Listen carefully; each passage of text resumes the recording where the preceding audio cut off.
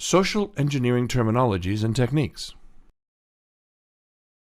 Hackers, ethical hackers, or pen testers use social engineering tactics because it's usually easier to exploit people than it is to discover ways to hack the software. For example, it's much easier to fool someone into giving you their password than it is for you to try hacking their passwords. Social engineering is psychological manipulation of people into performing actions or divulging confidential information. The types of information that you seek can vary, but you usually try to trick the targeted victim into giving you their passwords or bank information or access to their computer to secretly install malicious software that will give you access to their passwords and sensitive information, as well as giving you control over their computers. You usually use the human relations and the inattentions of the people in social engineering attacks. If you have enough information about the company, send a phishing email to the victims as the employer instead of someone they don't know. You won't believe the results. In a social engineering attack, you get the best results if you use the fear and curiosity of the victims. Scare them. There is abnormal traffic from your computer to the others. It's probably a worm trying to spread. Have you ever visited a website that you shouldn't, or downloaded something that you shouldn't trust?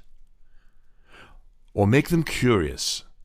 Prepare a CD, drop it next to the victim accidentally, and curiosity killed the cat.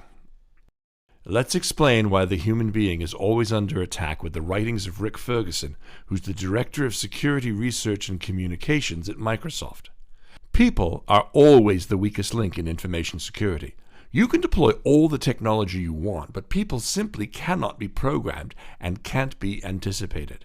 As long as an attacker makes their delivery vehicle credible enough, a target is likely to click the link or open the file. The bugs in the human hardware are exploited in various combinations to create attack techniques, some of which are listed on this slide. Let's talk about the most famous techniques briefly. Shoulder surfing is simply the technique used to obtain confidential data such as PIN numbers and passwords by observing the information without getting the victim's attention. For example, by looking over the victim's shoulder. This attack can be performed either at close range by directly looking over the victim's shoulder, or from a longer range by, for example, using a pair of binoculars or similar hardware. Shoulder surfing is likely to be performed best in crowded places because it's easy to observe the information without getting the victim's attention. Dumpster diving, also known as trashing, is another popular method of social engineering. It's briefly looking for valuable things in someone else's waste bin.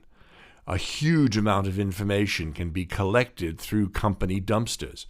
Company phone books, organizational charts, company policy manuals, calendars of meetings, events and vacations, system manuals, printouts of sensitive data or login names and passwords, printouts of source code, etc. All of this information can be used to assist a social engineering attack to gain access to the target company's network. The dictionary meaning of tailgating is to drive too closely behind another vehicle, but as a social engineering attack technique, tailgating is seeking entry to a restricted area secured by unattended electronic access control, for example, by an RFID card.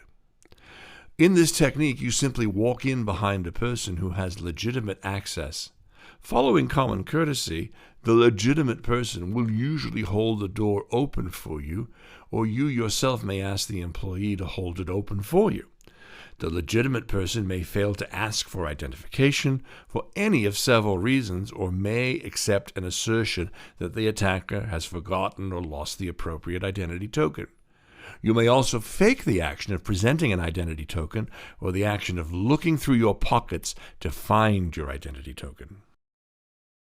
During this course, we will see phishing in detail. For now, let's just talk about the concept.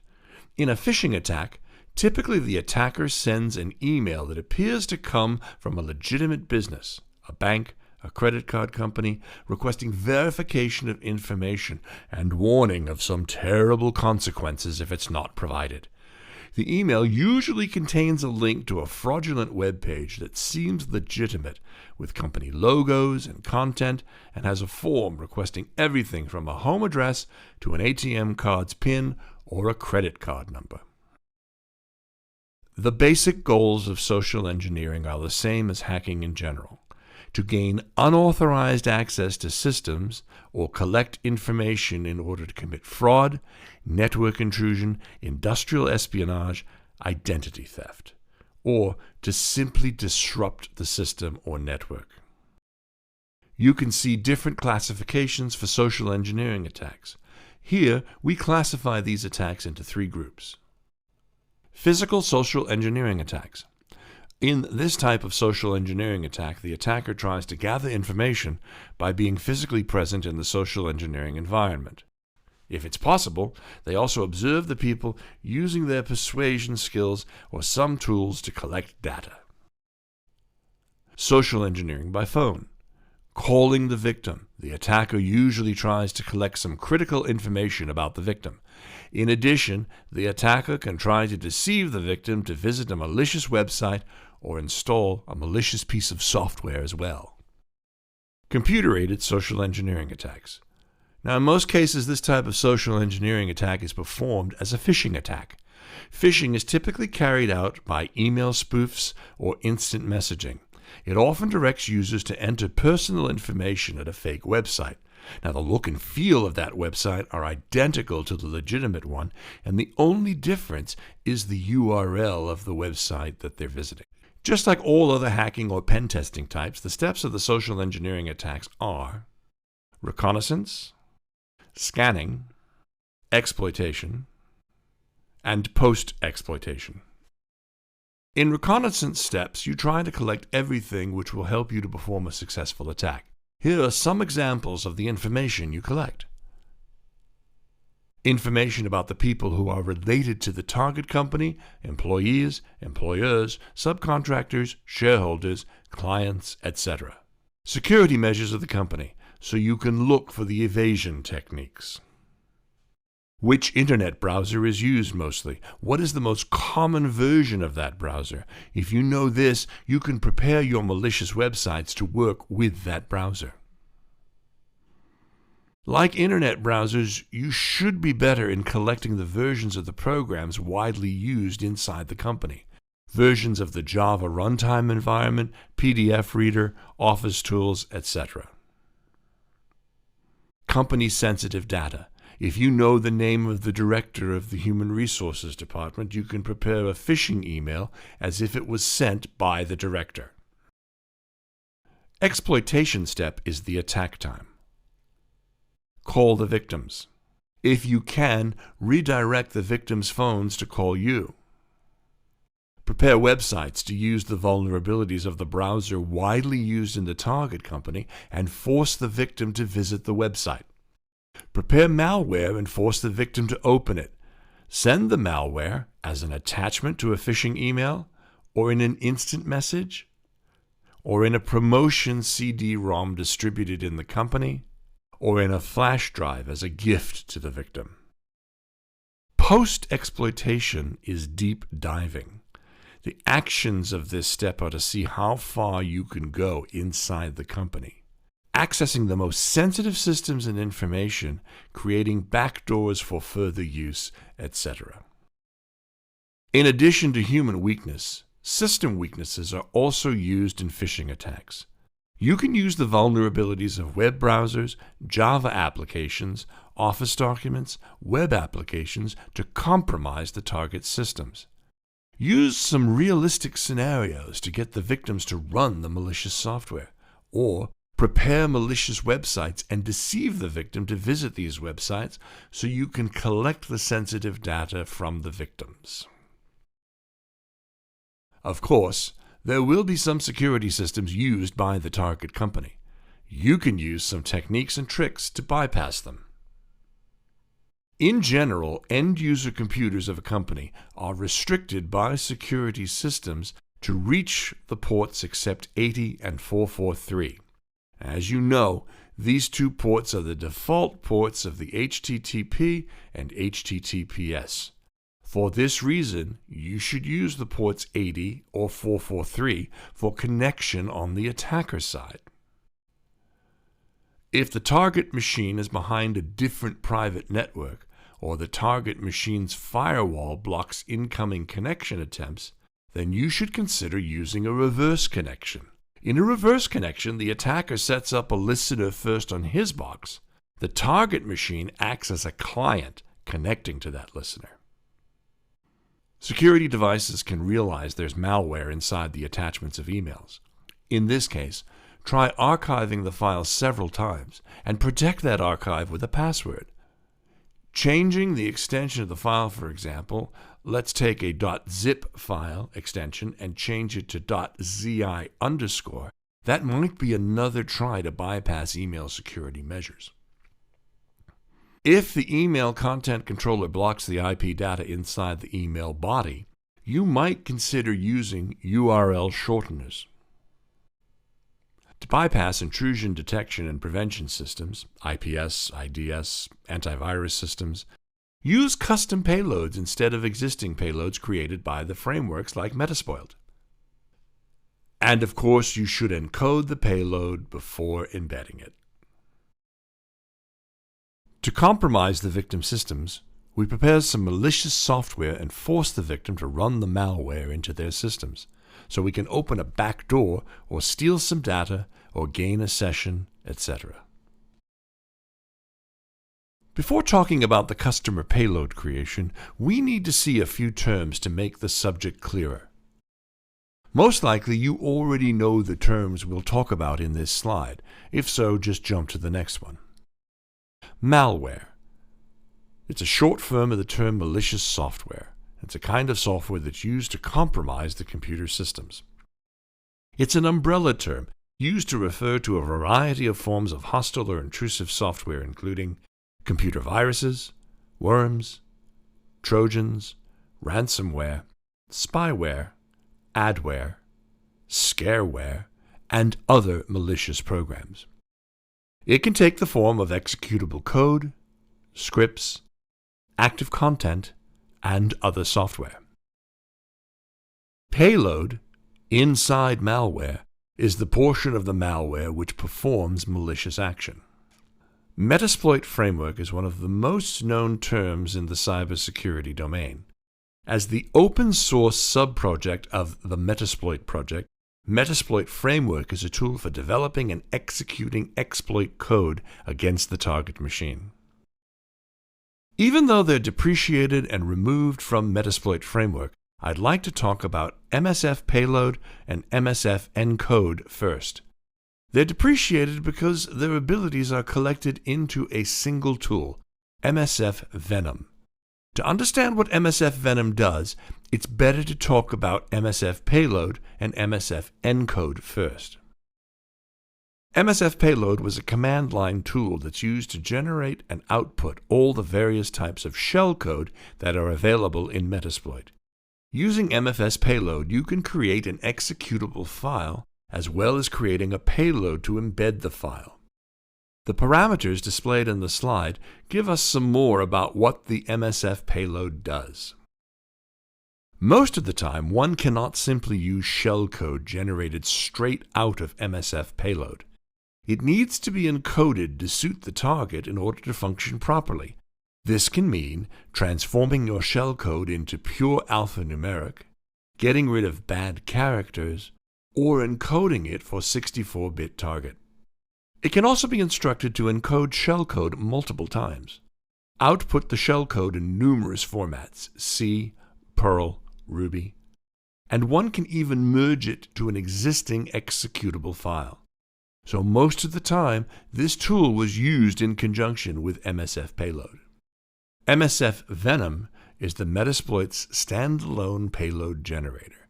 It's the combination of MsfPayload and MsfEncode, putting both of these tools into a single framework instance. That means MsfVenom is a combination of payload generation and encoding. You can do everything that you can do with MsfPayload and MsfEncode. You can generate a payload, encode the payload, avoid the bad characters, use a custom template, and more. Let's see how we can create a basic malicious Windows executable using the MsfVenom tool. 64-bit Windows 8 is the victim system. Choose an executable to use as a template. The output malware will be the same size with this template file. I'm going to use putty.exec file as the template. Let's copy putty.exec to Kali to work on it. First, look at the IP address of the target machine here, Kali. You can use WinSCP tool to transfer a file from a Windows system to a Linux system. SCP, Secure Copy, is a means of securely transferring computer files between a local host and a remote host, or between two remote hosts. It's based on the SSH, Secure Shell Protocol. Now, since WinSCP uses SSH protocol, you'll be sure the SSH service is running on Kali. Check the status of the SSH service using service SSH status command. It's already active on my Kali. If it's not running, use service SSH start to start the SSH service in your Kali machine.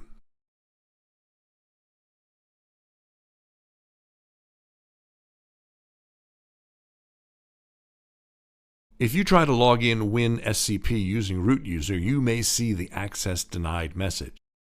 That means using SSH service with root user is denied in your Kali machine's SSH service configurations. Either change the SSH service config to be able to connect with root user or create a new user to use SSH connections. I choose to create a new user. You can use add user or user add commands on the terminal screen, or users interface to add a new user. Now, I've already added a user before SSH user for this purpose. You can add a similar user to your system.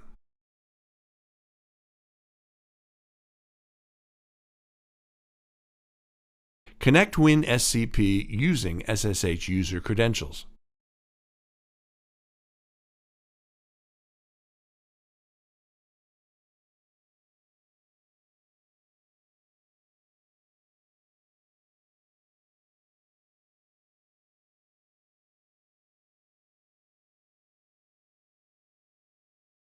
Find the exec file at the Windows side. In this example, it's on the desktop of a current user. Copy it to the Kali machine, in here, to the home folder of SSH user. In Kali, use is command in the terminal screen to see if the file is transferred successfully.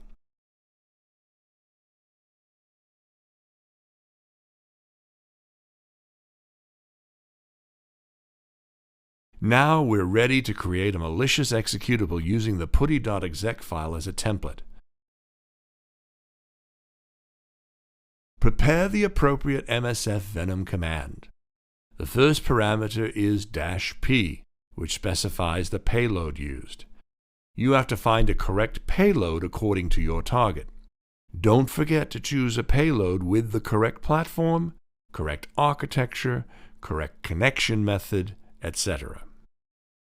You can see the available payload using MsfVenom-L payloads command. There are a lot of payloads available, and since the target machine is 64-bit, we can filter the results using grep command with pipe.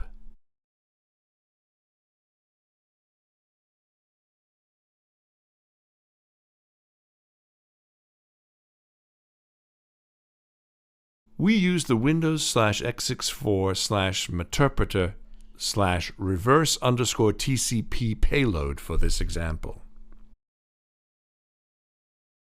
Let's have a pause here and have a small introduction to the world of Metasploit. Metasploit project is the most used penetration testing framework in the world. It can be used to test the vulnerability of computer systems or to break into remote systems.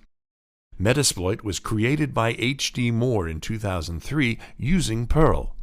By 2007, the Metasploit framework had been completely rewritten in Ruby. In 2009, the project was acquired by Rapid7. Now they have a free and open source version, Metasploit Framework, and a commercial version, Metasploit Pro. Its best-known sub-project is the open source Metasploit Framework, a tool for developing and executing exploit code against a remote target machine. The MSF console is probably the most popular interface to the Metasploit Framework, MSF. It provides an all-in-one centralized console and allows you efficient access to virtually all of the options available in the MSF.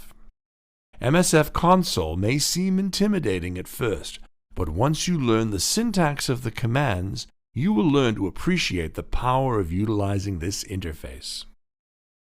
Meterpreter, short for the Meta Interpreter, is an advanced payload that is included in the Metasploit framework. Its purpose is to provide complex and advanced features that would otherwise be tedious to implement purely in assembly. The way that it accomplishes this is by allowing developers to write their own extensions in the form of shared object DLL files that can be uploaded and injected into a running process on a target computer after exploitation has occurred. Meterpreter and all of the extensions that it loads are executed entirely from memory and never touch the disk. Let's continue to create a malicious executable using the MsfVenom tool. Now the first parameter was the payload. We can choose the platform here, Windows, but since we chose a Windows payload, the tool will already understand the platform. Same as the platform, we can set the architecture x64 using the -arch parameter. Because we use a payload for x64 architecture, the tool will already understand the architecture, so we don't need to use arch and platform parameters in this example. The next parameter is -f to determine the format of the output file. Now you can use MsfVenom -help -formats to see the available formats.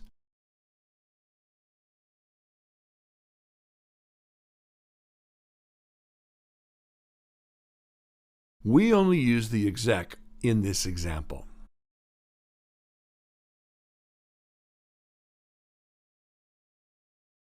Then specify the template file using a -x parameter with the template file.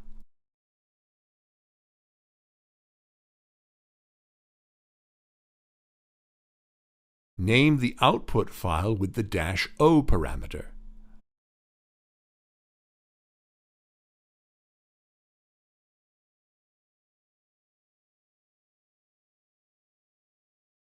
Now is the time to define the options of the payload. To see the options of the payload, you can use the -payload -options parameter with the payload.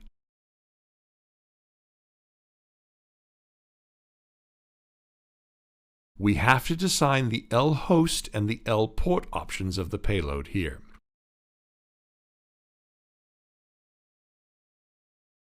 Complete the command again, output file format, template file,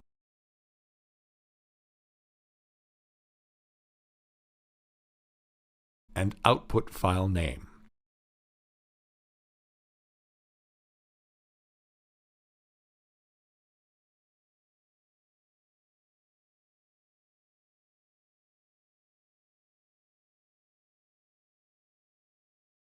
Now assign lhost and lport options of the payload. Lhost is the IP address of the listener machine, in this example our Kali machine.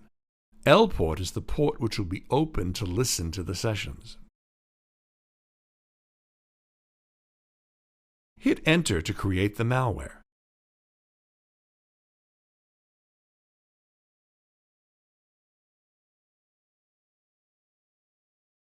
As you see, no arch is selected. The tool selected x64 from the payload, and no platform is selected. The tool automatically selected Windows from the payload again.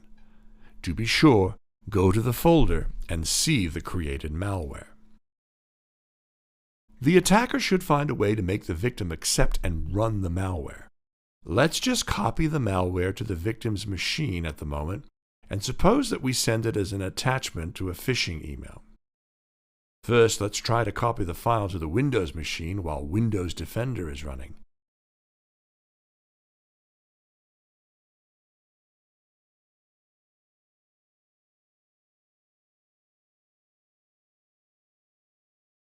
As you can see, Windows Defender recognized the malware.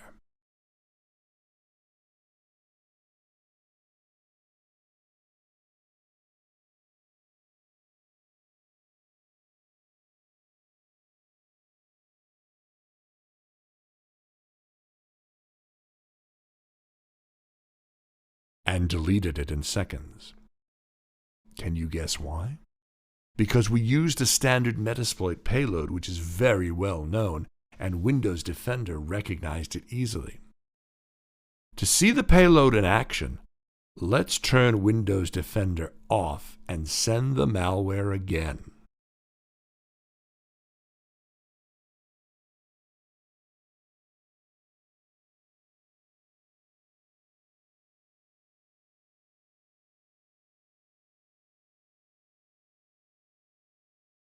As an attacker, we need to listen to capture the sessions of the victims who run the malware. Start MSF console. You'll have a Metasploit framework shell. Search for the handlers.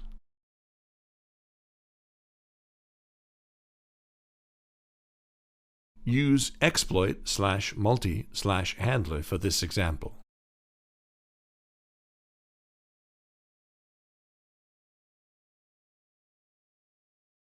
In Handler, we have to use the same payload that we use in the malware.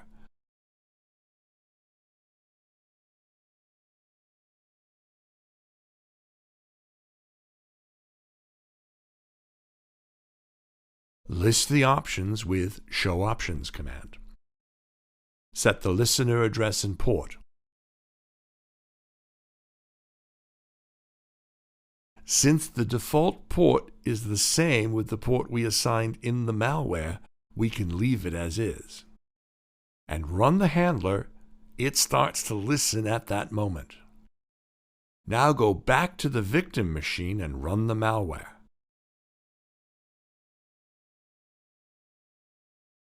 Voila! We got the session from the victim machine. Look at the system info using sysinfo meterpreter command. It's a 64-bit Windows machine. Look at the user ID. Meterpreter has a lot of excellent commands to compromise the victim's machine. Use help command to see some of them.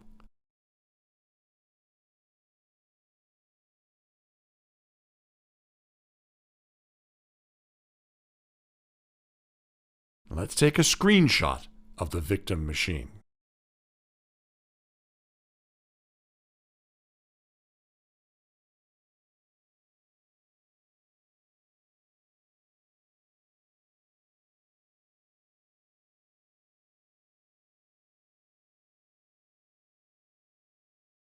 When we list the currently running processes using tasklist command in the victim machine, we see the malware running.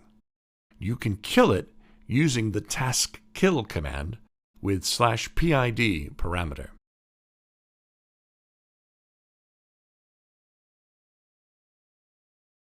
Use /F parameter to force it to be killed.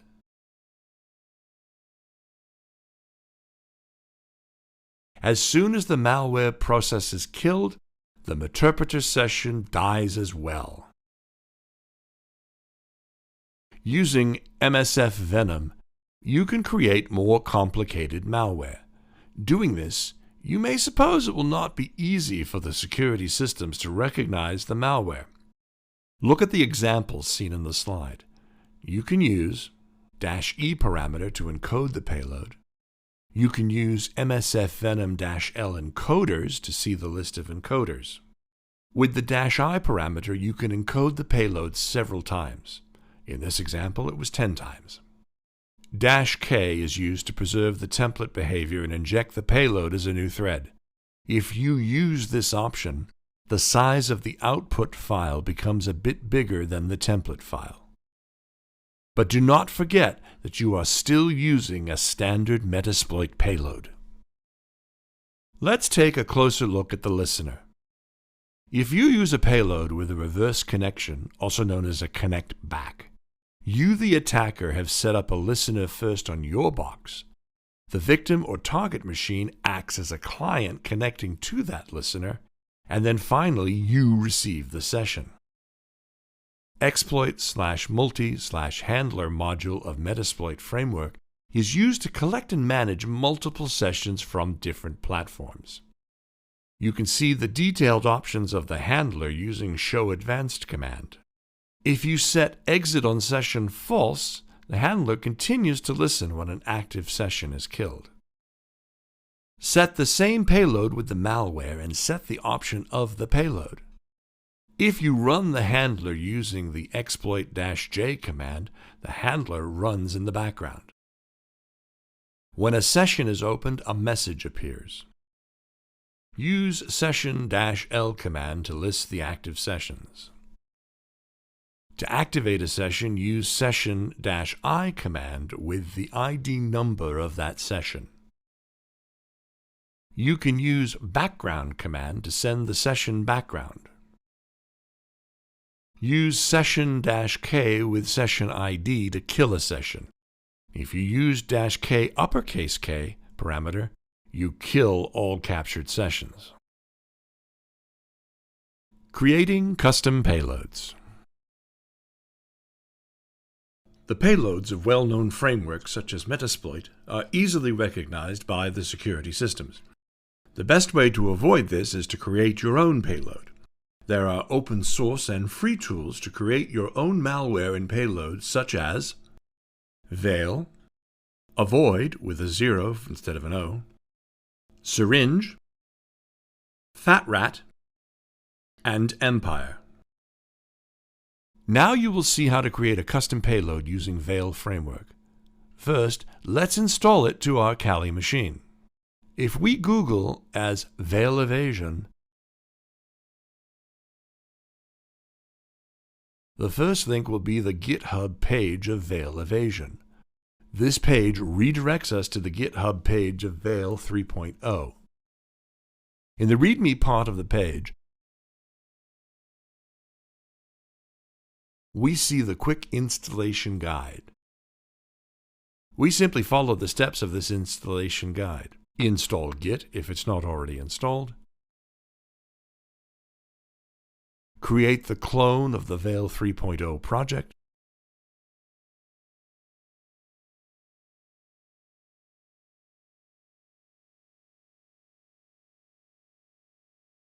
Go to Veil folder.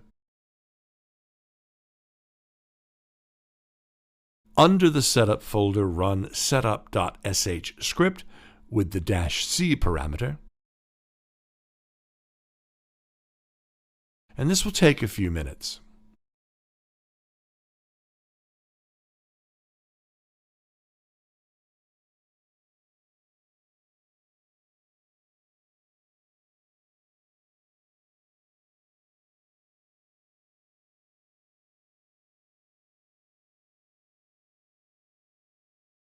In this period, some install wizards are opened. Don't worry, they're all next finish wizards.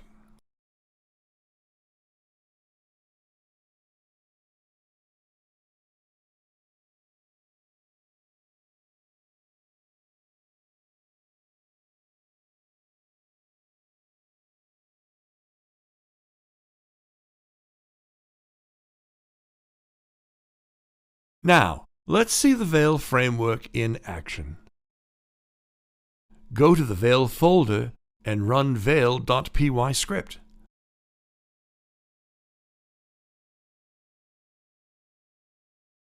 Use list command to list the available tools. We would like to use the evasion tool, so print use one and hit enter. Veil evasion menu is opened. Use the list command to see all available payloads. There are more than 40 different payloads. Let's use Meterpreter payload, which is using a reverse HTTPS connection. Copy the file name of the full path. We'll use it on the next step. Print use 27 to use the payload we selected and hit Enter. The options of the payload are listed. Change as many options as possible to make the payload more customized. The most important options here are the address and port number of the listener machine, lhost and lport options. Again, listener will be our Kali machine, so assign the IP address of Kali as lhost. Let the lport remain as 4444. To keep the example simple, I'm not going to change any other option at this point. Now we're ready to generate the payload. Use the generate command for this purpose. Give the base name for the output files. To be more meaningful, I'd like to use connection type reverse protocol HTTPS and the port number that uses 4444 in the file name. And last, it's asking the method to create the executable file from the script code. Choose the first one.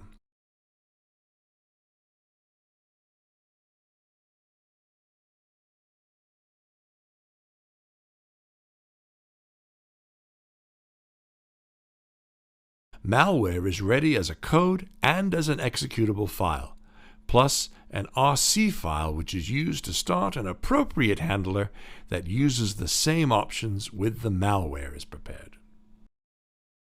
Let's transfer the malware to our victim machine using the WinSCP tool. First, I copy the malware to the home folder of the SSH user.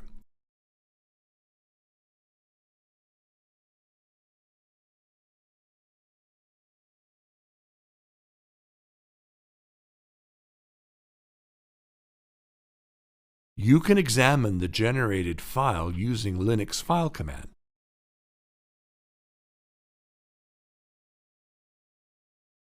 Yes, it's Windows executable. Now, go to the victim machine, run WinSCP, and connect to the Kali machine with SSH user.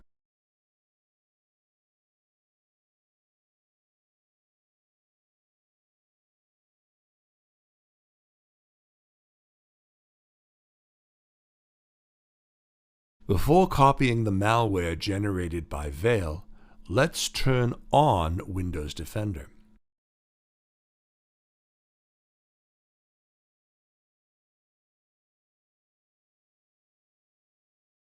Now, while Windows Defender is running, copy the malware to the victim machine.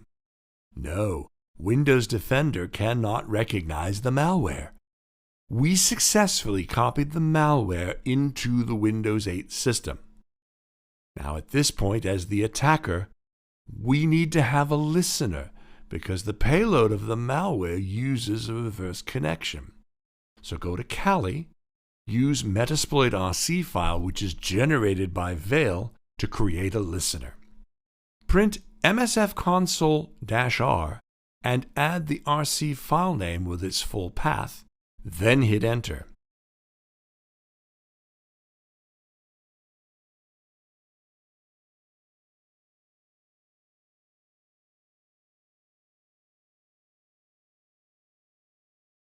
An HTTPS reverse handler starts on our Kali machine's 4444 port as background job. Now go to the Windows machine and run the malware. A session is opened. Use the sessions-l command to see the open sessions, and the sessions-i1 to enter the open session. Now we have a Meterpreter session on the victim machine, even though the victim machine has a security solution, Windows Defender. Enjoy! Another powerful and easy-to-use tool is the FatRat. It's an exploitation tool that can help you to generate backdoors and post-exploitation attacks like browser attack DLL files. This tool compiles malware with popular payloads, and then the compiled malware can be executed on Windows, Linux, Mac OS X, and Android. Because it's not embedded into Kali, we need to install the FatRat first. At the beginning, we need to download the files of the FatRat framework. Clone the Git account of the FatRat for this purpose. Wait until the cloning is finished. That may take some time according to your internet connection speed. The files are cloned under the FatRat folder. Go into the folder using the cd command. Look at the files using is. Let's run the FatRat shell script. Oops, permission denied. Look at the file permissions. Probably it does not have the executive privileges. True. No execute write at all. Make the FatRat file executable using chmod, that's chmod, Linux command. Now it has execute writes for all. Now we can run the FatRat script. It says we have to run setup.sh script first. We're not going to run setup.sh script all the time, it's just needed to run before the first usage. Like the FatRat file, setup.py file does not have execute privileges. Make it executable as well. And run. It installs all the dependent tools necessary for the FatRat tool and upgrades the tools. There are a lot of tools that the setup script checks if they are installed and up to date, so be patient, don't be anxious.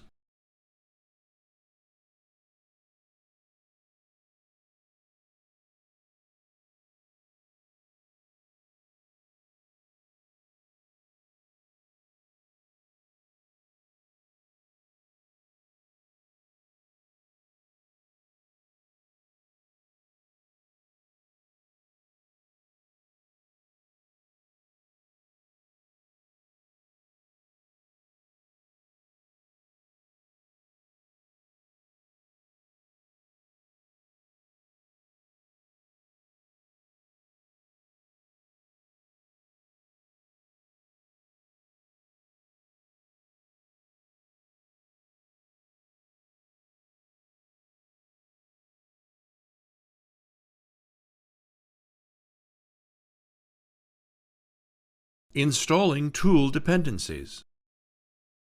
Updating Kali repo.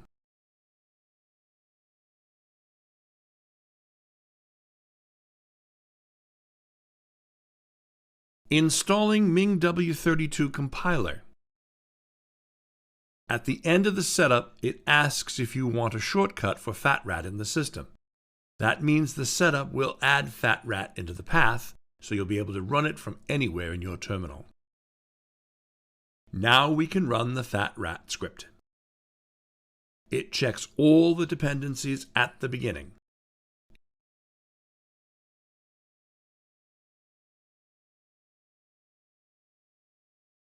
It warns us not to upload the output files to VirusTotal. We already know the reason. It shares the files with the antivirus companies. Instead, you can upload it to nodistribute.com to test if it can bypass the antivirus systems. Now we're ready to use the FatRat.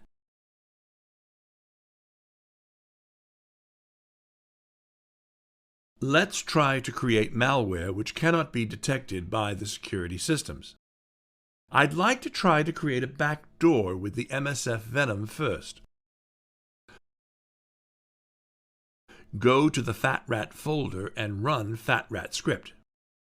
If you let the tool add a shortcut to the system, you don't need to go to the FatRat folder. You can run it from anywhere. It checks all dependent applications and conditions, such as internet connection, at the beginning.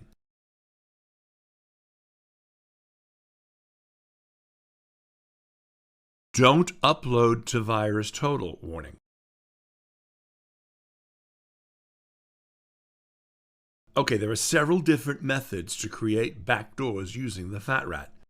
You can create backdoors here using MsfVenom, Fudwin, Avoid, PWNWins, etc. In addition, you can add backdoors into the original Android APK packages. Let's create a malware with a backdoor using the MsfVenom in this example. Type 1 and hit Enter into the main menu. MsfVenom Creator Module menu appears. Now, since our victim's machine's operating system is Windows, I chose here the second option in this menu. It first gives me the IP information of my local machine, then asks for the listener IP address. Thanks for the kindness. Since I use this machine as the listener, I enter its IP address. Asking for the listener port, I'll choose 5555 for this time. Now it wants me to enter the base name for the output files that the tool is going to generate. While trying to find the correct payload and malware, you may need to try a lot of different options. So to be able to recognize which file I generate for this time, I use the day of the month and the time in file names. For this example, since today is the first day of the month and it's 2255, I use 01-22-55 as the file name base. Next step is to choose the payload. Let's choose Windows/meterpreter/reverse_TCP number 3. It uses almost all facilities of MsfVenom.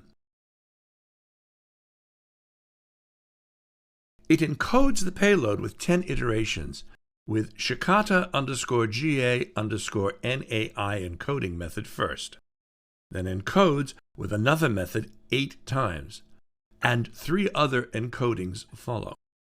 The malicious executable was created. It's in the output folder under the FatRat folder.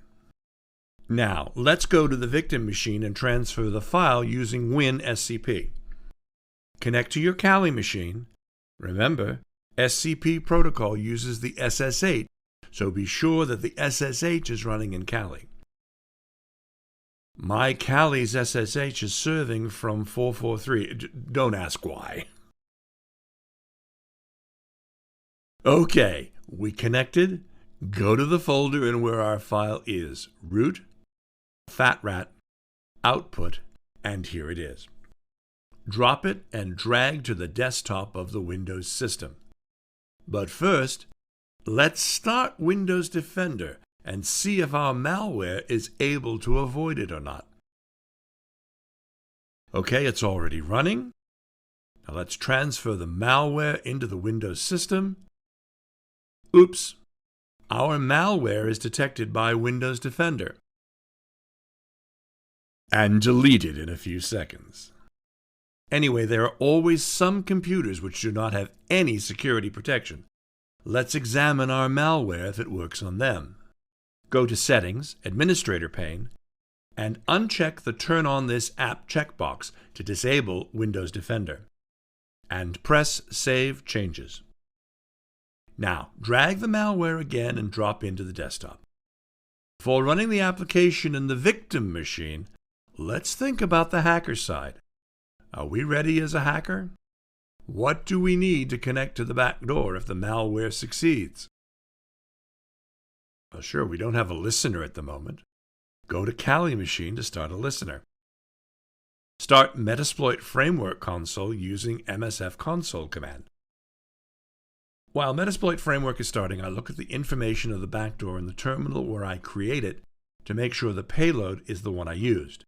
Why? Because I have to use the exact same payload while creating the listener. MSF started, type use exploit/multi/handler first. And then set the payload that we used in the malware. Look at the options using the show options command. Set the lhost. Again, I use the information of the malware.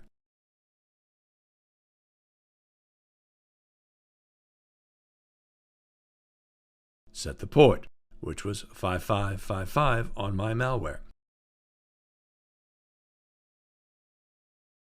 Now type exploit to start the handler.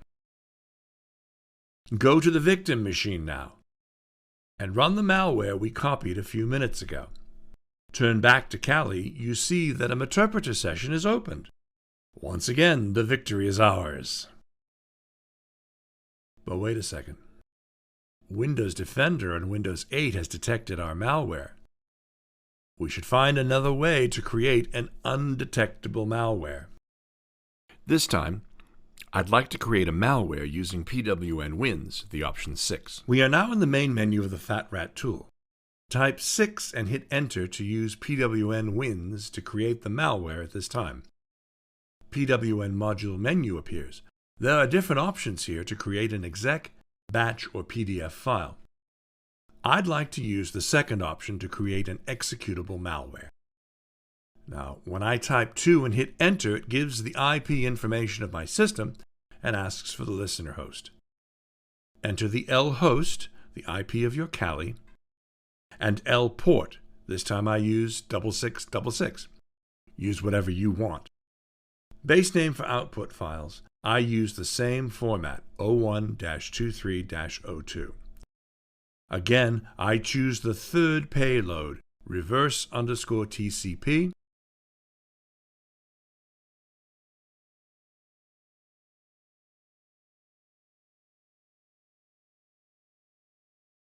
the backdoor is saved to the output folder. Now let's go to the victim machine and transfer the file using WinSCP. The Kali side of WinSCP, we're in the output folder of the FatRat application. Before transferring the new malware into the victim machine, be sure that Windows Defender is running. I open the Action Center and turn on Windows Defender.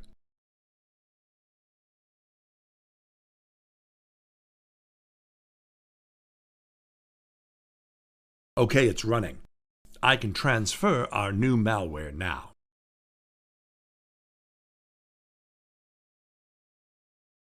No, not again. Defender detected our new malware as well. We should try another method. The FatRat is very powerful, and I'm sure we can find a way to bypass the Defender. I'll try another method of pwn-wins, the sixth option of the main menu. This time, I choose the fourth option in pw-wins menu. I'll again create a malicious executable with a different method. Inputs are all the same, lhost first, then lport. I choose 7777 this time, and the base name of the output files.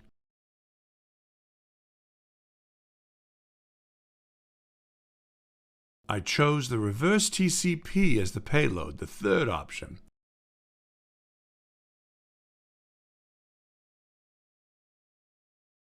And done. The output file is created.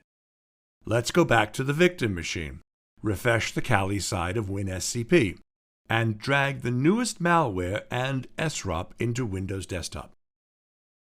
As you see at the lower right-hand corner, Windows Defender is running. And it couldn't detect our malware this time. Well done! We overcame it with the first problem, bypassed the security system. Now, the main question is, does the malware work? I mean, do we have the back door? So at this point, we go back to Kali and start a listener. Start the MSF console.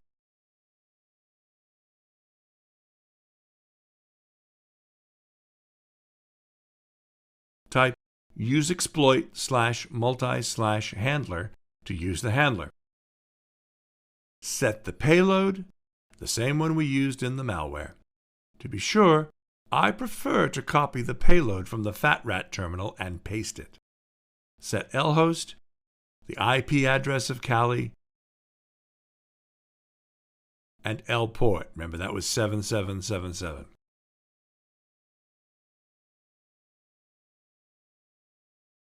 I want to look at the open ports using netstat-tnlp Linux command. 7777 is not in use at the moment. Back we go to MSF console's terminal and type execute to start the handler. Go to the Windows machine and run the malware by double-clicking on it. Back to the Kali machine, and a new Meterpreter session is open. Now we can say victory is ours.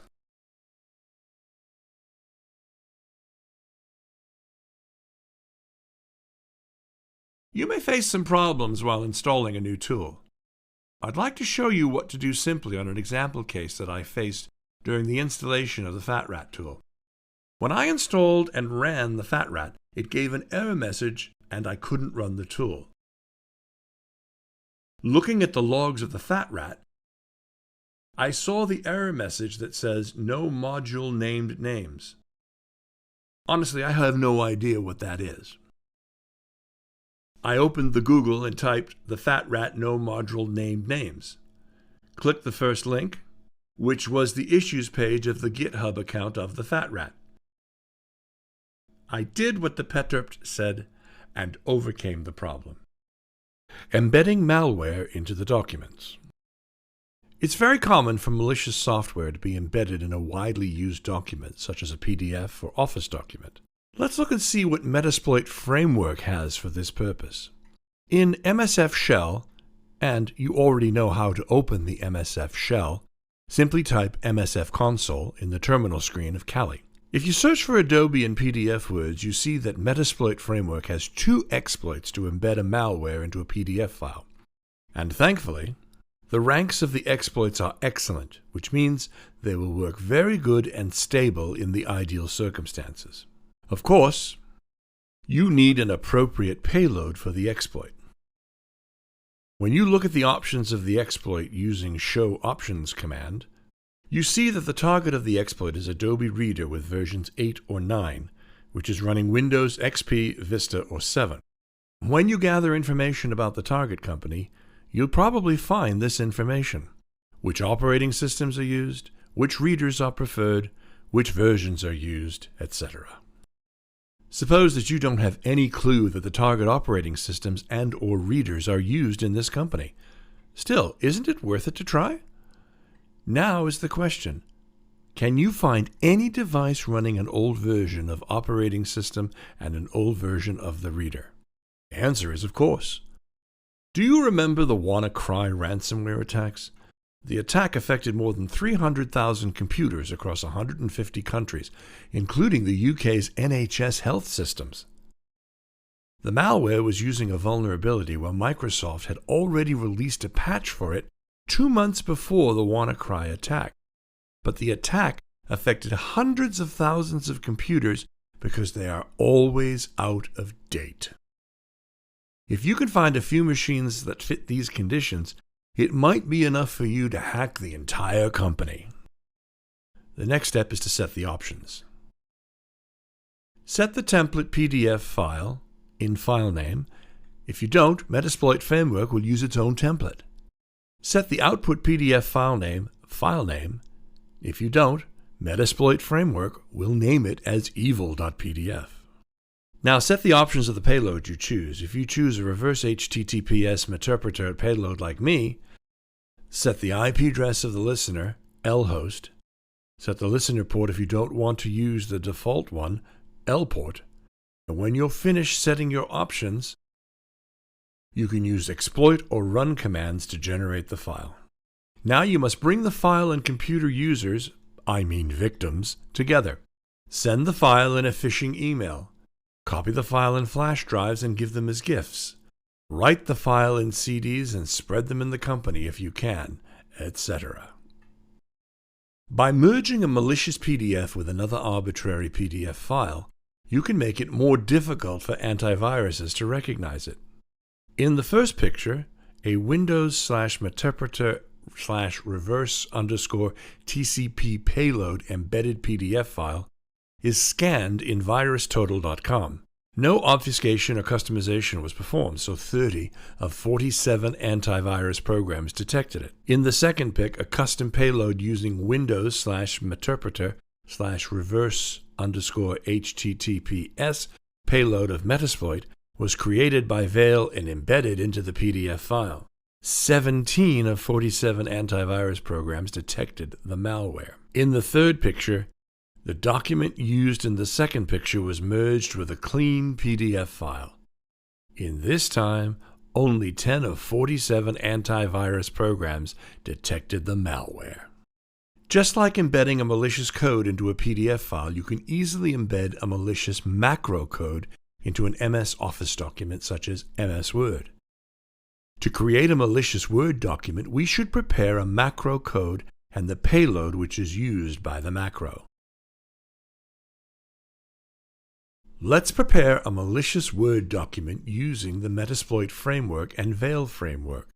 The steps of this example will be creating a malicious executable, converting the malware into a macro code which is ready to be embedded into an Office document, creating the Office document, embedding the script code as a macro, and concatenating the payload as text. Starting a listener to listen to the sessions of the victims who open the Office document. Opening the document as a victim.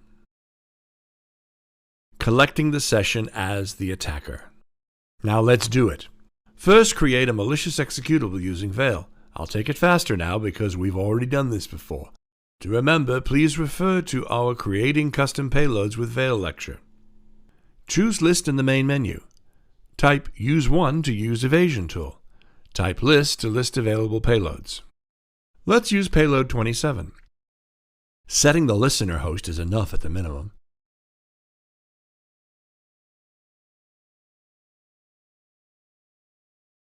And generate. Give the name initials for the outpost files. Choose the executable creation method.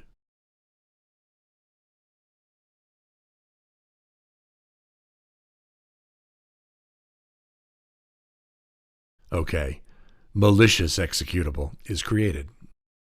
Let's test our malware to see if it's working. Transfer the file to the victim machine. Now here I have a Windows 8 system as victim. I'm going to use the WinSCP tool to transfer the file. And of course we have to find a reasonable way to do it. Phishing, malicious website visit, etc. Copy the malware into the SSH user home folder for ease of use.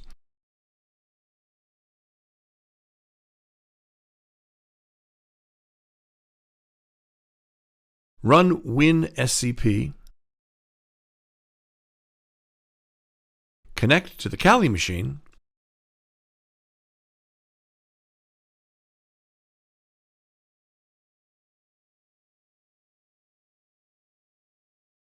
And transfer the file to the Windows desktop.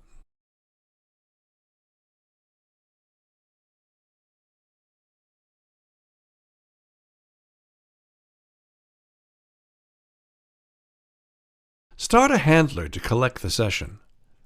Go to Kali and start the MSF console with the -r parameter and use the RC file produced by Veil.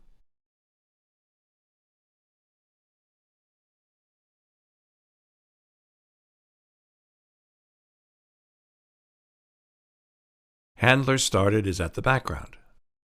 With the session-l command, we see that no session is in progress at the moment. Run the malicious executable in the Windows system. We now have a valid session of the Windows system. Use the sessions-i session ID command to interact with the session. Our malware is working like a charm. Now let's kill the session for now because this was just a test if the malware is working well. Sessions-k, uppercase K, will kill all the open sessions. Now we'll create a Visual Basic script using our malicious executable file. We're in the Kali machine, so find the location of the exec2 VBA script using locate command in Linux.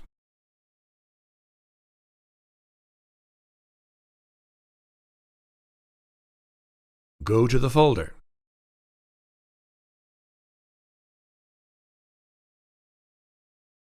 And run exec2 VBA Ruby script. Now the script needs two parameters to run. First, the malicious executable with full path, which will be converted to a macro code.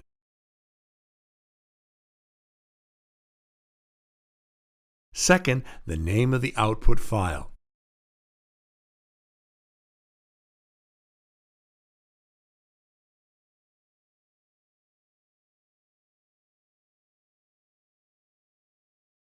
The script is created. Now is the time to create the malware-embedded Word document. Go to the Windows machine, which is the system of the victim, and transfer the microfile using WinSCP. Let's open the .vba file using a notepad. Now, I'm using Notepad++ for this purpose because the .vba file is a bit big and Notepad++ has a much better memory management than the native Notepad application in Windows. There are two parts in the .vba file. The first part is the macro code. The second part is the payload that will be used by the macro to create the meterpreter session. Now start using MS Word and create a new Word document. By the way, do you wonder why I use Windows 8 and Office 2013? Because I have their licenses and no others.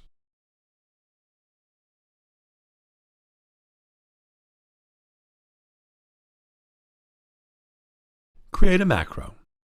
Under View tab, select Macros, View Macros, give a name, and click the Create button. I'm using the Word application of Office 2013. If you use a different version, your menus might differ. Please Google it to find the location. Open our .vba file and copy the macro code part and paste it into macro code page.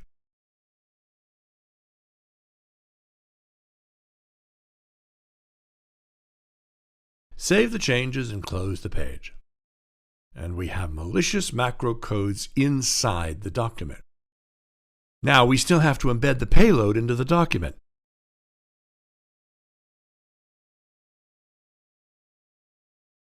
Go to the .vba file, copy payload data part,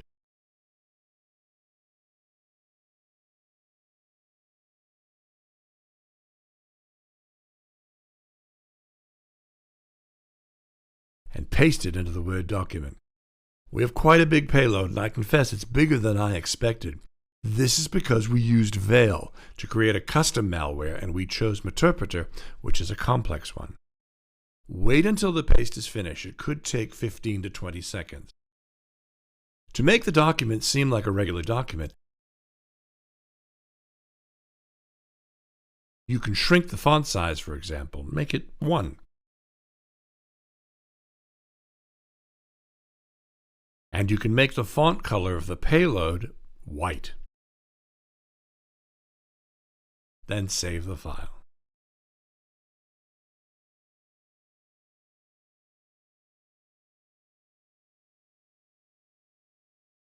To succeed in this attack, MS Word application has to be configured to run macro codes.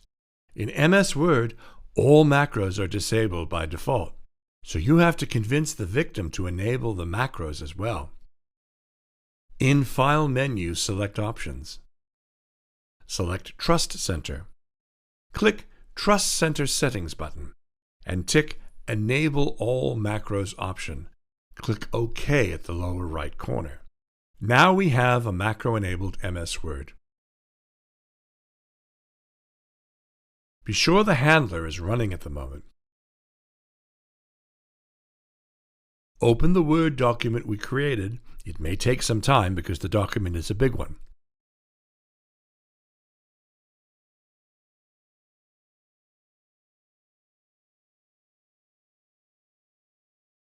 Go to Kali, wait a few seconds,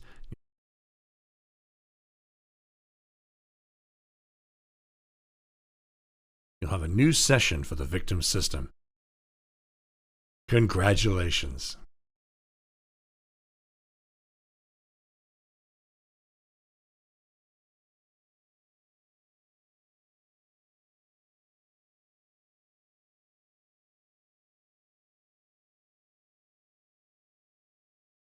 Another way to compromise the target systems is to send the malware as a browser add-on.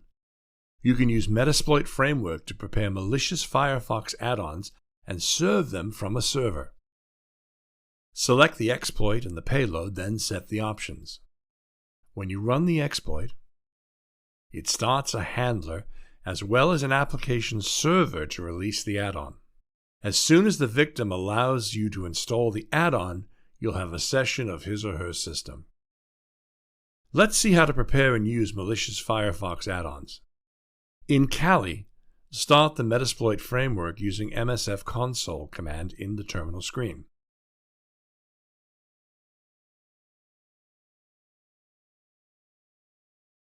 If you do not necessarily know the exact name of an exploit, you can use search command to find it.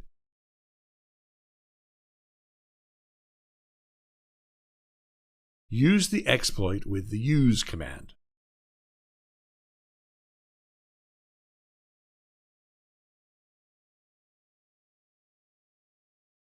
List the payloads that you can use with this exploit. Show payloads. Let's select a shell payload with a reverse TCP connection.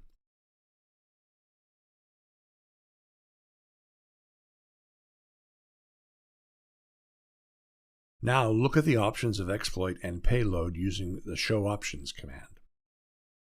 Server host is the server where an application server will be started to serve the add-on. In this example, it's our Kali machine.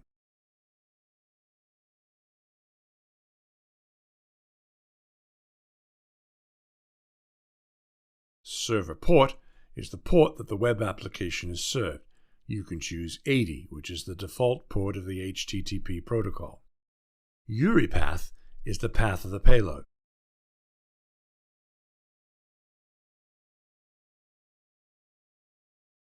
Now set the options of the payload. Listener host, again our Kali machine, is in this example.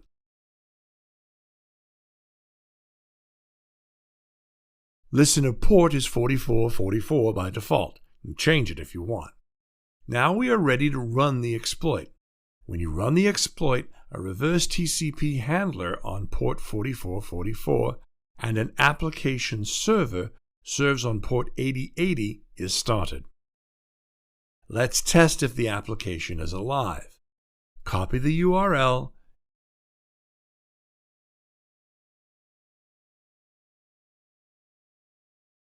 and paste it in the address bar of the browser.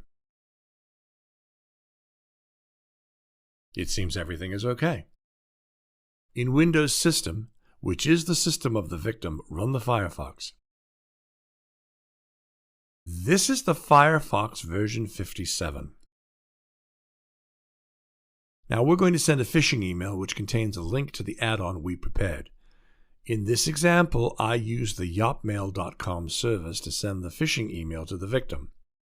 Yopmail is the disposable email address service which does not require a sign-up and provides access to any email address in the form of any name you want at yopmail.com.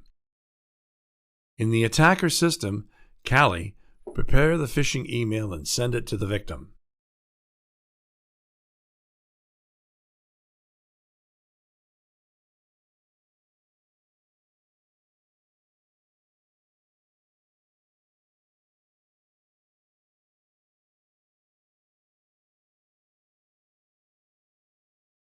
The victim opens the email in his or her Firefox browser, which is the latest version.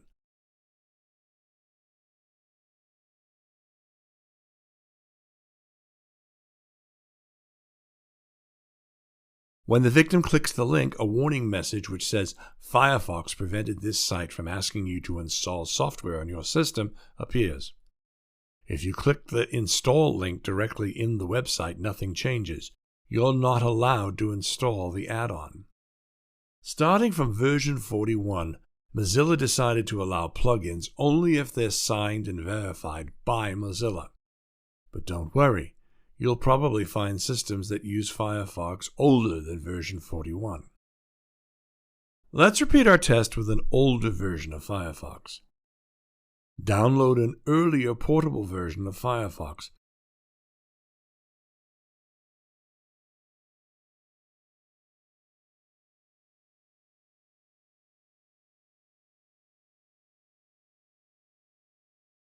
I chose version 46 for this example. Install it and run.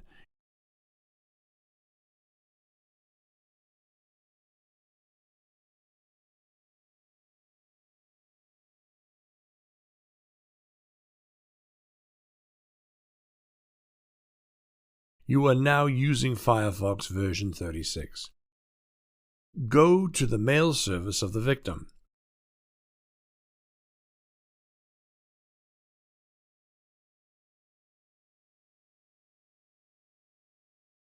When you click the link, Firefox again prevents the site to ask to install software. In this time, though, clicking the Allow button brings you to the software installation window. Click the Install Now button, you see the message that the installation is successful. Go to the listener now, which is our Kali machine. Looking at the listener terminal windows, you see that a session on the victim's computer is open. Go to the session using session-isessionid command. Now, because we used a shell payload, we have a shell session at this time, not an interpreter session. And we can use all the commands of the victim's computer. Since it's a Windows system, we can use Windows commands right now. Directory to list the files of the current folder. Who am I to see the active user. ipconfig to see the IP addresses, etc.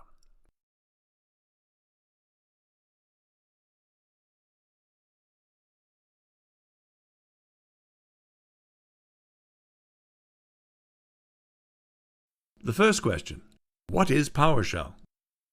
To give you a better understanding of PowerShell, we should first define what a shell is.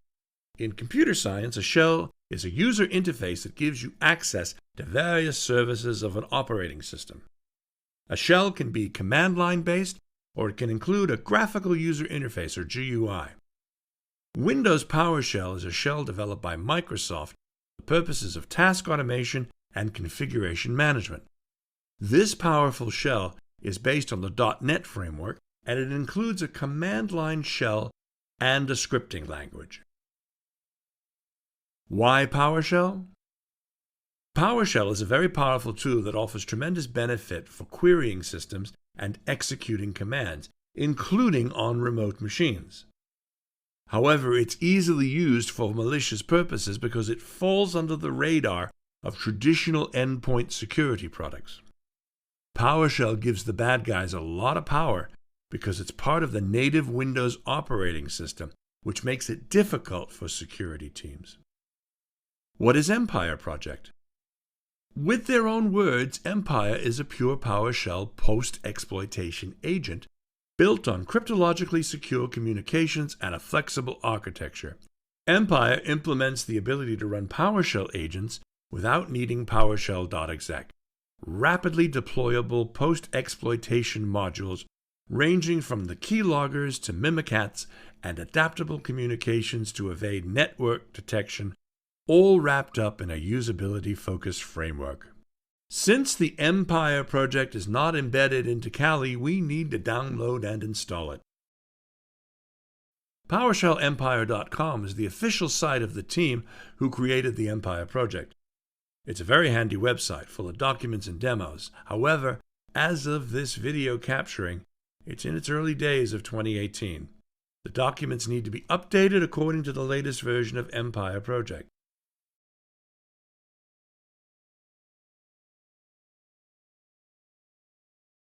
The link at the bottom of the homepage, Get Empire, brings you to the GitHub page of Empire Project. I recommend you read the README section of the page for details. From the clone or download buttons at the upper right, copy the URL to clone the project. Open a terminal window, write git clone, paste the URL, and hit enter.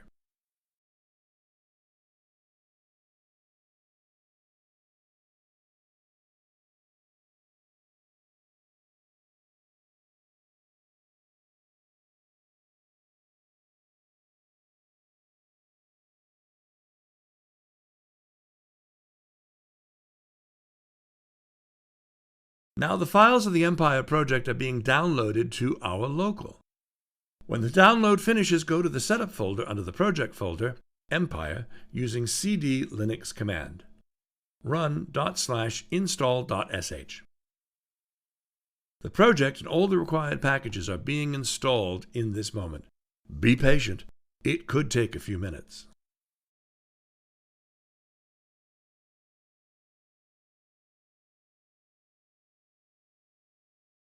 Now it asks for a password to negotiate with the server.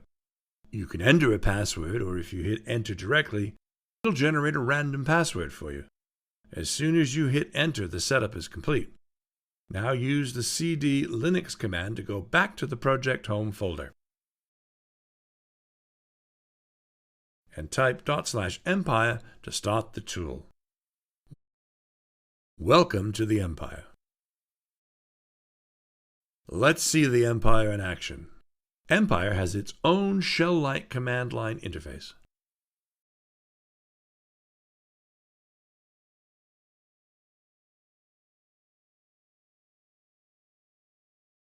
As of this video capturing, Empire has 282 modules. First, let's start by typing the help command to display the help. Now I'm going to show you how to use Empire project step by step. First step, create a listener. Listeners in Empire are the channels which receive connections from our target machines. It's similar to the listeners in Metasploit framework. Before we do anything in Empire, we need to start the listeners. Type listeners to enter the listener management state. As you see, the shell prompter changes as Empire:listeners. Once we move to the listener's management state, we can see its options by typing the help command. Let's take a look at some of the commands of the listener state. Info is to display information about the active listener. Now you think it's the same as the show options command of Metasploit. Kill is to kill a particular listener. List is to list all the active listeners. Use listener is to use one of the listener modules of Empire. Use stager is to use one of the available stagers. We'll see that on the next step. Let us now look at how to start a listener module in Empire. Type the use listener command, put a space character, and press tab twice to see the listeners available in Empire. There are 7 different listeners listed. Let's use the HTTP listener as an example. Type use listener HTTP and press enter. Now the same as with the Linux bash, you can use the tab button to complete any particular keyword. Here, press tab in the middle of the word instead of writing the entire word. Again, the shell prompt has changed as Empire:listeners/HTTP. Help command now displays the commands of this state. As you see, some of the commands are the same with the previous menu, but there are some different commands here. The info command shows the options of the particular type of listener we want to start. The set command is used to assign the values of the options. Similarly, the unset command is used to clear these values. Every listener requires certain options to be set. For example, when you run info command, you see that the HTTP listener needs the host and port values to be configured. An important warning here, in Empire, commands are case sensitive. That means if the name of an option is name with an uppercase N, you have to use its exact same style. Name with a lowercase has a different meaning for Empire. Default values are set for the options. IP addresses of your current system is set as the host, and 80 is set as port. The default name of the listener is set as HTTP. Change the values if you want using set command.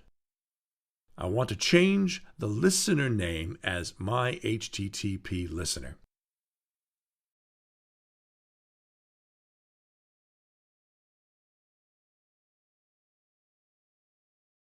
When all options are set, we can start the listener using the execute command.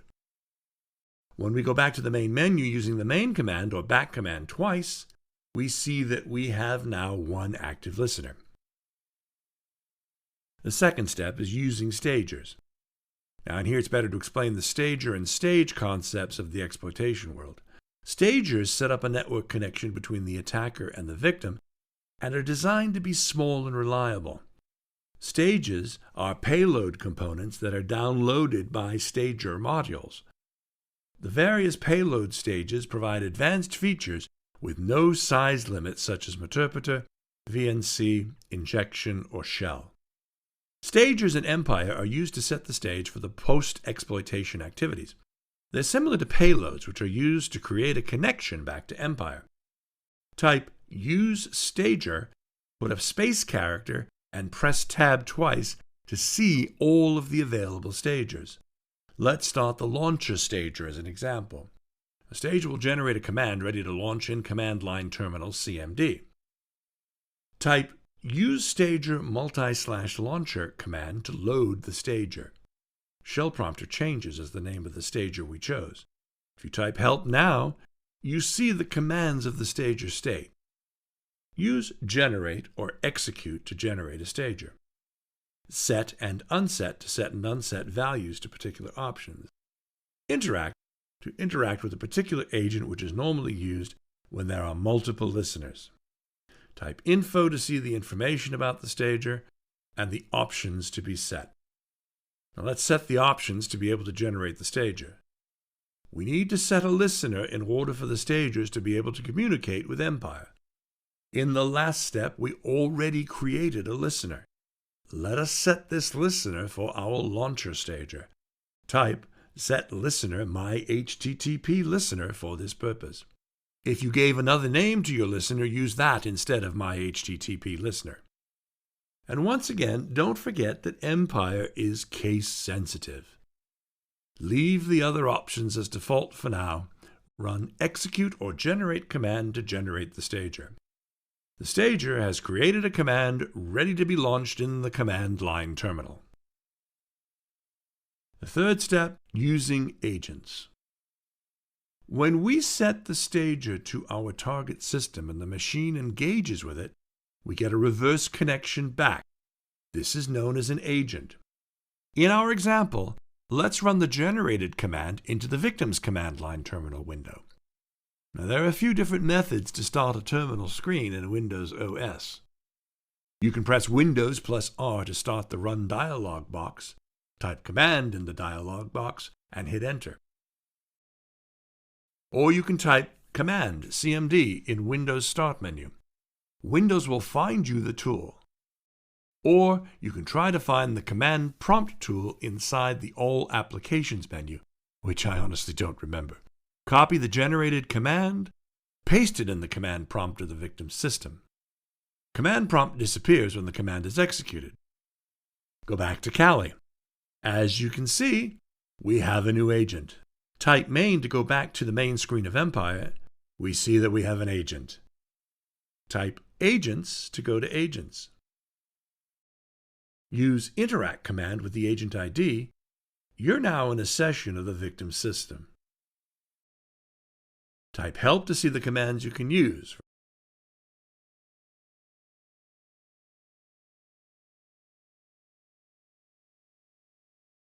For example, type info to see the entire information of the victim system.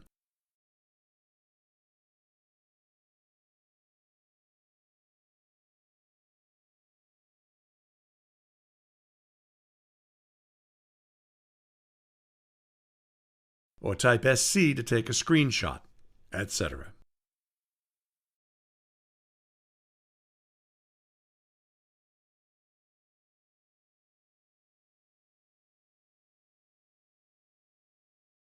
Okay, let's have another example in the Empire project. This time we're going to create a macro to prepare a malicious Office document. At this point, we already have a listener, so I jump to the stager generation step. Type use stager, put a space character, and press tab twice to see all of the available stagers. Now we use Windows macro to create a macro which will open a back door into the victim's machine. Type use stager Windows/macro and hit Enter. Type info to see the options. We have to set the listener. Now type set listener my HTTP listener, or if you gave it another name to the listener, type it. Leave the other options with the default values. Run execute command to generate the macro. The macro is generated in the temp folder, TMP folder, with the name of macro. Let's go to the temp folder and look at the file using cat linux command. Select and copy the macro code. Now it's time to create the malicious Office file using this macro code. We're now in a Windows system. I'm going to create a Word document.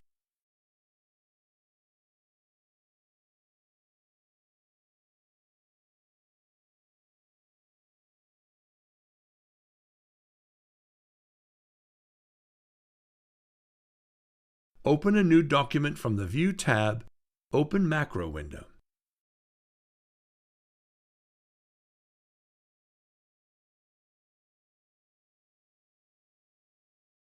Paste the macro code that we copied in Kali. Save and close the macro window. If the macro code is not in the clipboard of your victim Windows machine, if you cannot paste the macro code in Windows system, copy-paste action may not be allowed by your virtualization platform, VMware, VirtualBox, etc. Don't worry, there are lots of ways to bring the macro code in. For example, you may change the configuration of your virtualization environment to allow copy-paste between the virtual machines. Another method is sending the code to yourself in an email, so you can open the email in the victim's machine and copy the macro code. Now, of course, to be able to see the effects of our code, the macro has to be enabled in the victim's Office tool. Now, I'm using Office 2013. To enable macros, I follow the path File, Options, Trust Center Settings, and click Enable All Macros, then the OK button. Save the Word document on the desktop and close. Now the document has the macro code inside, and the macros are enabled in the Office tool. Now I want to touch on two topics here. First, as you can see in the right-hand corner of the screen, I'm going to open the malicious document while Windows Defender is running. So we'll see if we can bypass the security systems or not. Second, of course, we don't expect the victim to prepare the file himself. We are testing the document that we prepared.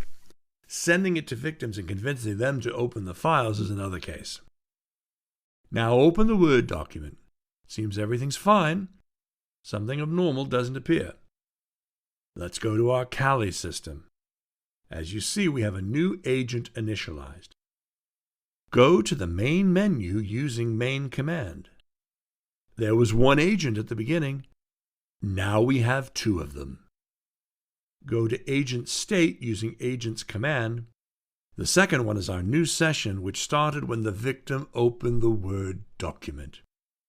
Use interact command with the agent name to activate the session.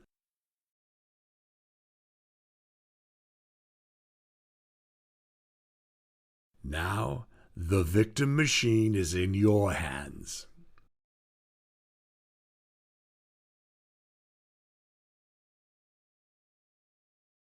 There are tons of applications that require Java to work. This is why Java Runtime Environment is installed on almost every computer. According to Oracle, 97% of enterprise desktops run Java. 89% of desktops or computers in the USA run Java. 3 billion mobile phones run Java. 100% of Blu-ray disc players ship with Java.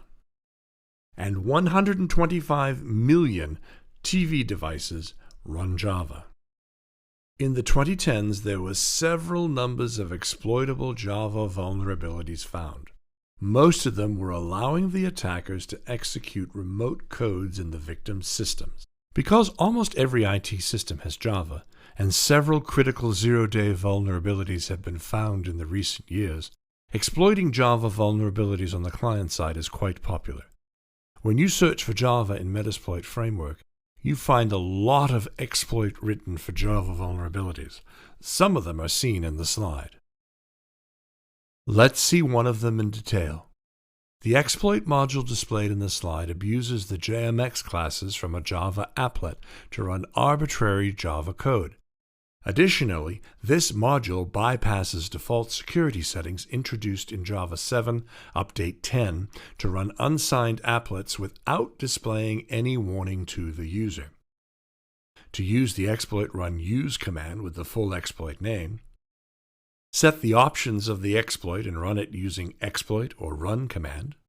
Same as the Firefox add-on exploit, it starts to serve an application on the server SRV host at the port SRV port with a path given in the URI path option. At the same time, it starts a reverse TCP handler to collect the captured session on the same system with SRV host at the port 4444. Did you notice that we didn't set a payload for the exploit? By default, the exploit uses java/meterpreter/reverse_TCP payload. Social Engineering Toolkit, SET. The Social Engineering Toolkit, SET, was created by Trusted SEC. It is an open-source Python-driven, specifically designed tool to perform advanced attacks against the human element. It's a standard tool in a penetration tester's arsenal. The attacks built into the toolkit are designed to be targeted and focused attacks against a person or organization used during a pen test or ethical hacking. You can download SET from Trusted SEC's GitHub and use any platform you want, and it's already embedded in Kali and ready to use. The tree on the slide shows the attack types under the Social Engineering Attacks branch of the main menu SET. And the green layer shows the methods of website attack vector options.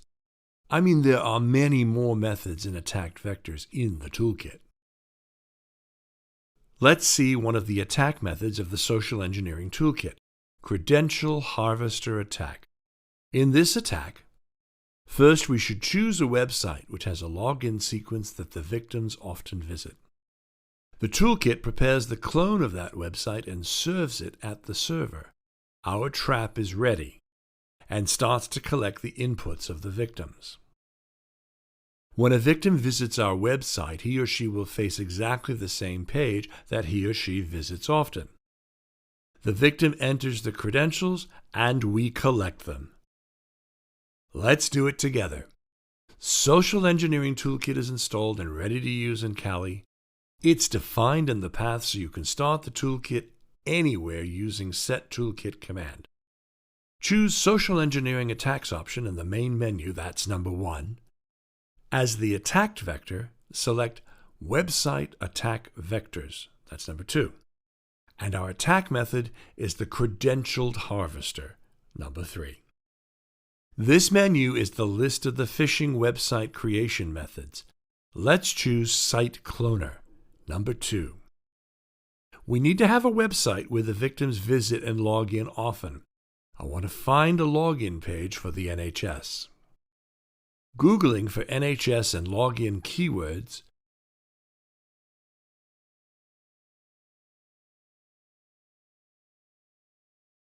email.nhs.net seems good. Postback IP address is used for what IP the server will post to.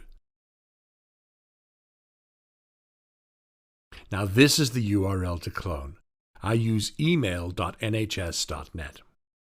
The version of the toolkit I use is 7.6.1, and when I want to clone a website, I get a zip importer error and the method does not continue. When I Google the error message, I found a solution for this problem in the Issues section of the GitHub page on the Social Engineering Toolkit.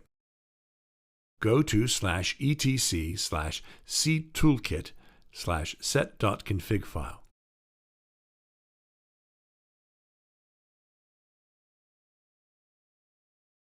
In line 95, turn off to on.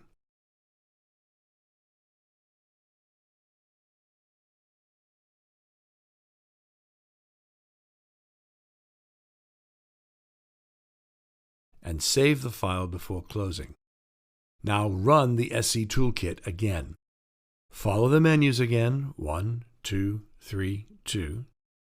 Enter the IP address of our Kali machine as postback IP address. Enter email.nhs.net as the URL to clone. The same error message is here again, But now the program continues and asks for starting Apache's server if it's not running at the moment.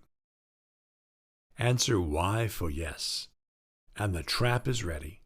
The site's cloned, Apache's server is started, and the credential harvester is listening to the inputs now. As the victim, when we visit the malicious website,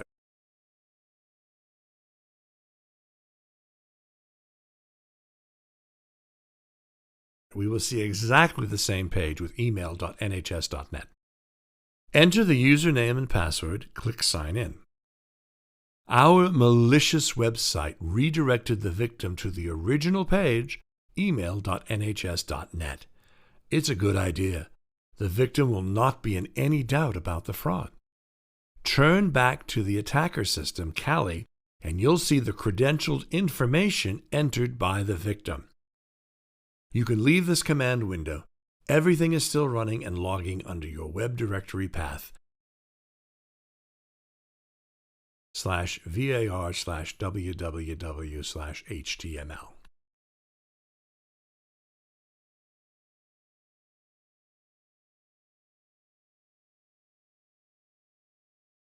To make the credential harvester attack more realistic, you can use some tricks. For example, you can use the domain name of the target company as a subdomain name of your registered domain name. Suppose that you're the owners of xyz.com domain, and the domain name of the target company is thecompany.com. You can prepare a URL like thecompany.xyz.com. Another way to make the attack more realistic is to buy a domain name similar to the domain of the company. For example, if the target domain is thecompany.com, you can try to buy the company with a double N. You can also use the URL Crazy tool to find out the alternative website names. If you're an insider, you can try to match the domain name with your IP address to redirect the victims to your servers using DNS spoofing. Sending fake emails. The more realistic the phishing email we send, the more likely the attack will be successful. For this reason, it's better to make the email look like it's coming from the real source. For example, if you're acting as a job finder site, make the phishing email seem as if it's sent by one of the legitimate job sites. There are several fake email services. MKai's Mailer is one of the free online fake mailer services, which has its own reverse DNS record. If you send an email with MKai's Mailer, it will probably be flagged as spam because MKai's Mailer is a well-known service. Even though the mail is flagged as spam, it still looks like it's being sent by the legitimate job site. The victim has to investigate the headers of the email to understand if it's really sent by the job site or not. If you look at the headers, you'll see that the email is sent by mkai.cz, not by jobsite.co.uk. So if you've got a suspicious email, don't forget to investigate the headers before opening it. Social engineering attacks by phone is also called vishing, where the word is a combination of voice and phishing. Vishing attacks are highly effective if you've done your homework and have all the relevant information, and you already know where you get the information in the first place. This is where the information gathering phase comes into play. You need to have a realistic scenario first. Before you call the victim, you have to be very well prepared. Who are you? Where are you calling from? What's your expertise? What's the subject? What do you want from the victim? The more you prepare, the more the victim will trust you. There are some tricks to being more realistic. For example, if you're in the role of a call center staff, it's better to have a background voice as if some other staff are talking with other customers or clients. It's a very effective way to frighten the victim. Your computer is blocking $1 million transaction to the company. We have to fix it immediately.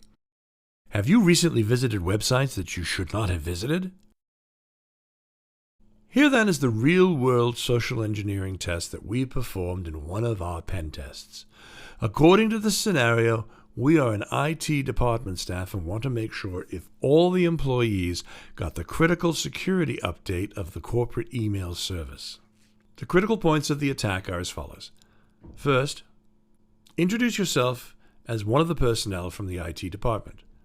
Now, at information gathering and reconnaissance phase, if you found the real names working in the IT department, use one of these names. But prepare yourself. The victim may know the person whose name you're using. If you don't know anyone in the IT department, choose a common name.